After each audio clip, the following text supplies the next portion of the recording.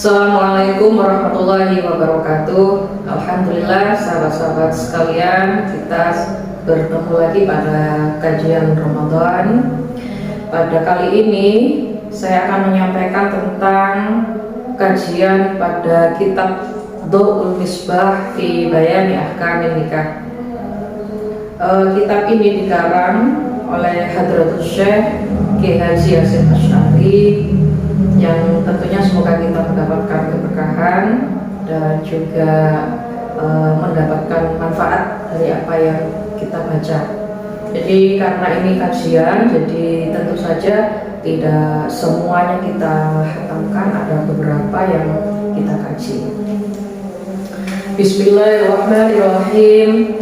Al-babul awal utawi bab kawitan fi bayani ahkamin nikah, iku yang dalam jelasaken hukum nikah.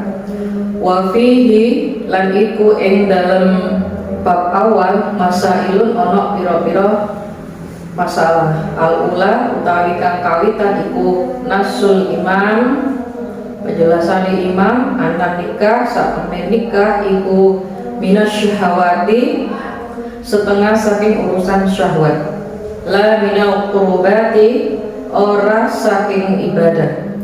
Wa ilaihi lan maring pernikahan asyara wa isyara sapa Syafi'i, Imam Syafi'i fil ing dalam kitab hukum. Faqala mongko ngendika, qala dawu sapa Allah taala, zuyyina lin-nas hubbus syahawat minan nisa. Wa fil hadis hubbib ilayya min dunyakum an-nisa wat tiyab. Wa ibqa'in nasal utawi ngelanggengake keturunan iku amrun perkara madnunun kang dunyon. Summa la yudara nuli ora di weruhaken apa nasal iku sholihun apik amtalihun utawa Allah. Wa qala nahu sapa Nawawi anna qasada sakemene nejo bihi kelawan nikah ta'atan ing ta'at katibai sunnah kaya anak sunnah au tahsili waladin utawa ngelahiraken anak au iffati farji utawa mereksa farjine au anhu utawa au ainihi utawa mripate bahwa mongko utawi wong iku min a'malil akhirah, setengah saking amal akhirat, yusabu kang diganjar sapa wong alaihi ing atase nikah. Jadi pada bab pertama ini memberikan sebuah penjelasan bahwa menikah itu memang memiliki beberapa tujuan.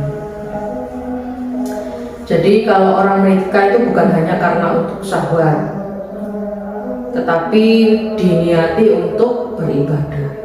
Lah kemudian tujuan diantaranya tujuannya itu adalah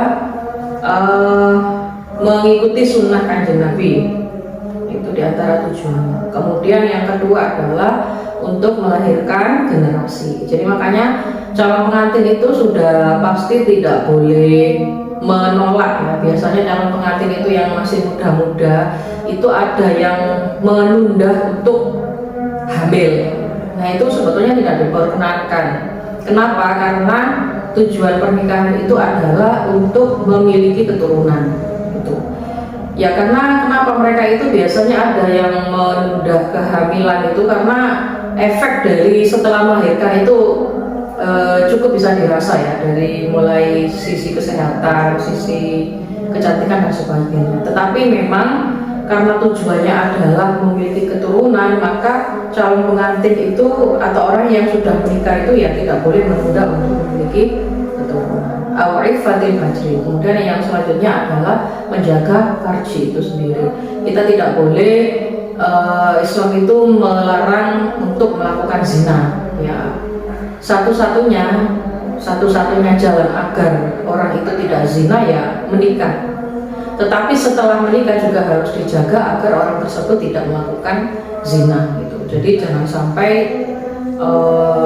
sesudah menikah, jadi apapun yang terjadi itu harus disalurkan kepada pasangan sendiri.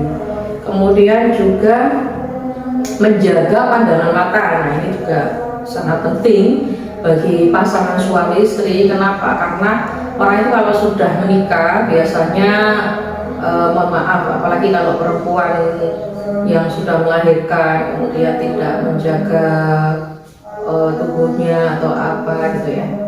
Nah ini pasangannya juga harus sangat menjaga mata betul ya, agar tidak jelalatan kepada orang lain maksudnya. Nah kenapa kok mata ini sangat harus dijaga ya? Karena segala sesuatu itu bisa dari awalnya pandangan. Jadi pandangan mata bisa merasuk ke pikiran dan sebagainya. Maka dari pandangan mata itu suami ataupun istri, bukan hanya seorang suami saja tapi istri juga. Apalagi istri yang bekerja di pabrik itu juga harus sangat betul-betul menjaga pandangan matanya kepada orang lain gitu. Jadi bukan hanya tuntutan kepada suami, tapi suami istri juga harus betul-betul menjaga pandangan mata kepada orang lain gitu ya. Nah, menikah yang semacam inilah yang berorientasi kepada amal akhirat. Jadi orientasinya adalah betul-betul mengikuti sunnahnya Kanjeng Nabi, karena di dalam rumah tangga itu tidak semudah yang kita bayangkan, tidak seromantis yang kita angan-angankan sebelum menikah itu gitu ya. Jadi orang kalau sebelum menikah, lihat orang menikah itu kayaknya romantis aja, senang aja. Tapi di dalam pernikahan itu justru pasti akan ada sebuah masalah, problematika, dinamika dan sebagainya. Nah itulah kita di dalam berumah tangga itu sudah pasti harus selalu belajar, terlebih adalah belajar memahami pasangan kita, belajar untuk menghormati perbedaan dengan pasangan kita. Jadi intinya itu harus selalu belajar bertahan sabar dengan pasangan kita.